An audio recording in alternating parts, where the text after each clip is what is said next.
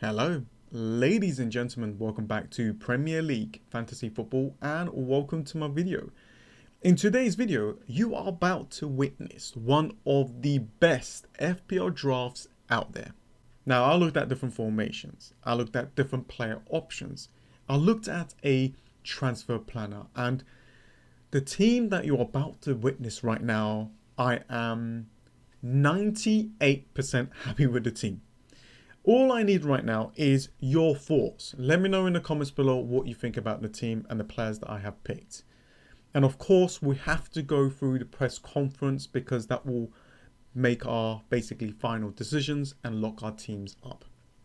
Now, I'm going to be creating my team selection video tomorrow where I will be making my final decisions. So in this video, I just need you to look at the team, look at my other suggestions, and let me know in the comments below. Let's all help each other out, and let's hope that we can all have a fantastic start to the new FPL season. Now, if you are new to the channel, please do subscribe and drop a like in the video as it helps my channel out a lot. I'm hoping that this video will get up to about 200 likes. Let's see if we can make this happen. So here we go. Let's go through each position one by one. So first up, the goalkeeper. The main goalkeeper that you are seeing right here is Sanchez. 4.5, 23.2% owned from Brighton.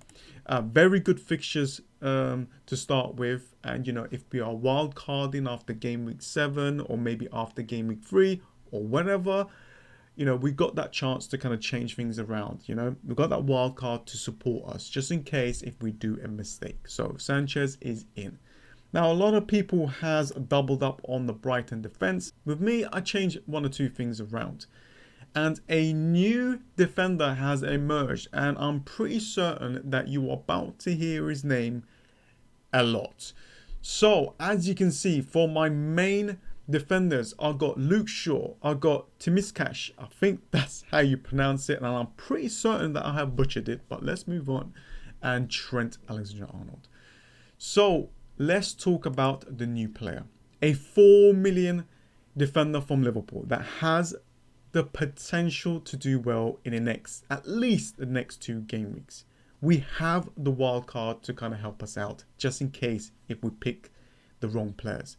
We have a lot of 4.5, 4.0 million defenders that actually starts that will definitely help us support this player. So if this player does not play, we've got the substitute bench to kind of help us out. So that's why I'm going with this player right now. His ownership is going to hit the roof.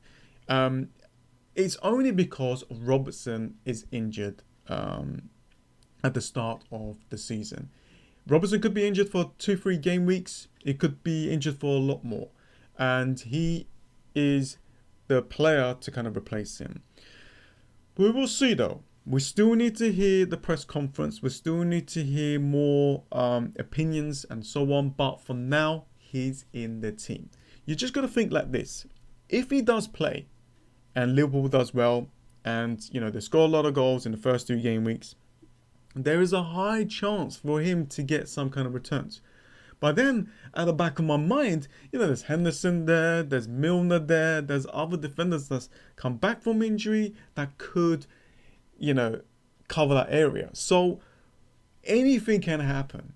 So that's why having some kind of player on the bench to kind of help out is the way to go. But for now, a 4 million Liverpool defender is in my team. And obviously we've got Trent and we've got Shaw. Let's just have a quick look at the Manchester United fixtures there. It's looking really good. You know, at least the first 4 is nice enough. And to be honest with you, look down, you know, there are a lot of potentials here. But then it becomes a little bit tougher. So I guess early on is the way to gonna go. With around there, it's just gonna make that a Manchester United defense a lot more stronger. To be honest, I don't even know why I'm talking about him, to be honest with you, because he's the highest owned player in the game. So let's move on. Trent, 31.6% owned. I just want him in my team. I have never removed him out of my team. He's a player that has got the potential to do well. Now that Robertson is out, he's pretty much going to take every single set pieces, because last season Robertson was taking some of the corners and free kicks. That didn't help Trent. But now Robertson is out, he will be on everything. Now this is where the fun begins, and this is where it becomes a little bit different than most FPL teams out there. Now I didn't go out there and go for crazy picks. I went for picks that I picked them for a reason, and with form and with fixtures. Okay. However, I am going to be looking at different suggestions in this video, and I just want to hear your thoughts, guys. But here we go.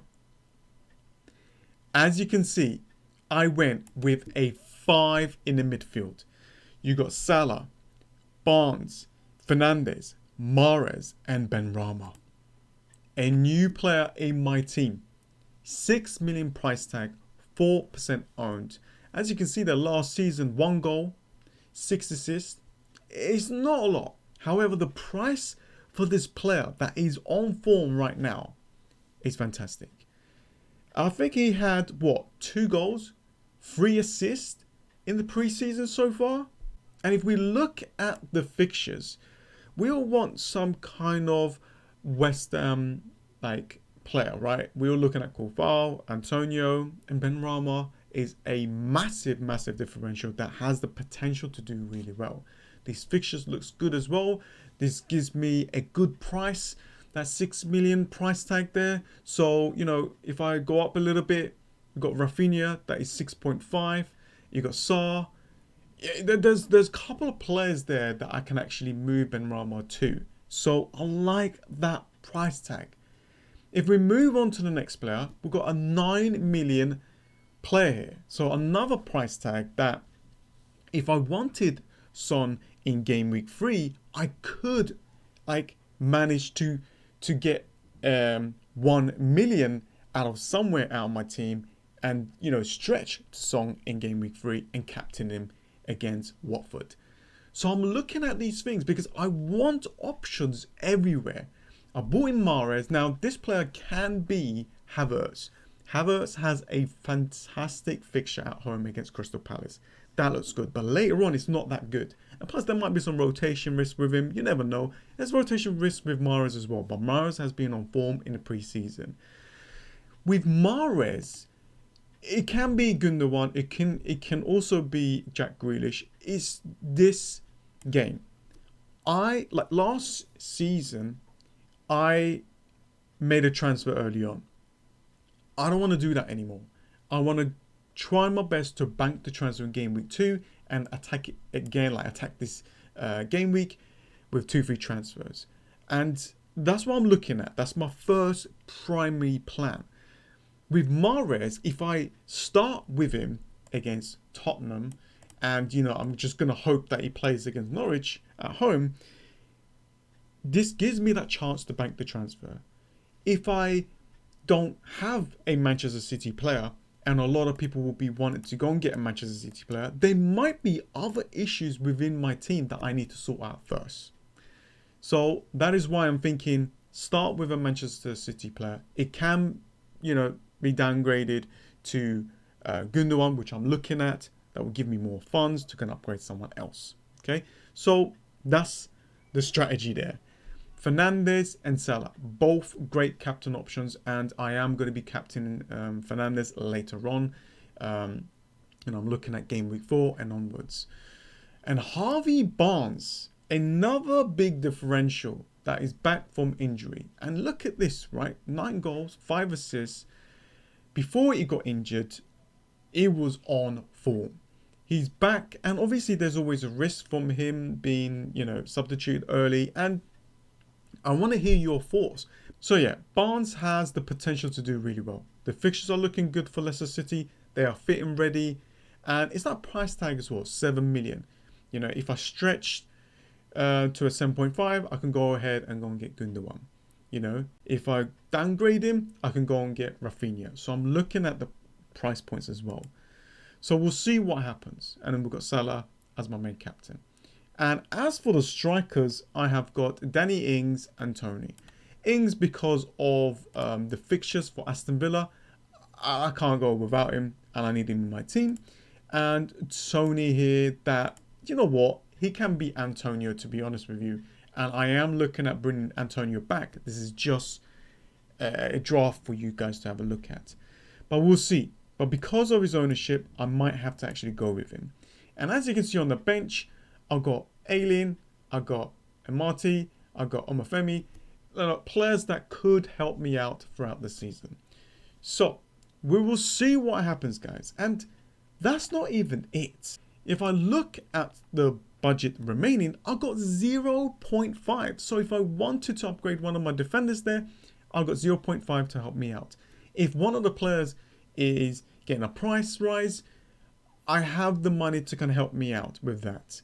Obviously, if I'm looking at some transfers, so let's just say that I want, I don't know, Son in game week 3.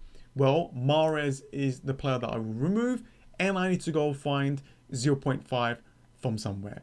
And, you know, maybe Harvey Barnes, could be Rafinha, because Leeds United has got a fantastic fixture after game week 2 and so on. There's lots of possibilities, guys. There's lots of possibilities for this. So that is it. You guys let me know, because I am gathering a lot of information so I can create my final team selection video tomorrow. I want to see and I want to hear your thoughts with this team so I can make those final decisions. Okay. Anyways, guys, thank you so much for joining. Subscribe if you're new and drop a like on the video, as it helps my channel out a lot. If you want to become a Fantasy Football Hub member, there'll be a link in the description below. Follow me on Twitter as well, because that's where I'll have a lot of fun throughout the weekend. And that is about it. Thanks for watching, guys, and I'll see you guys next time. See ya.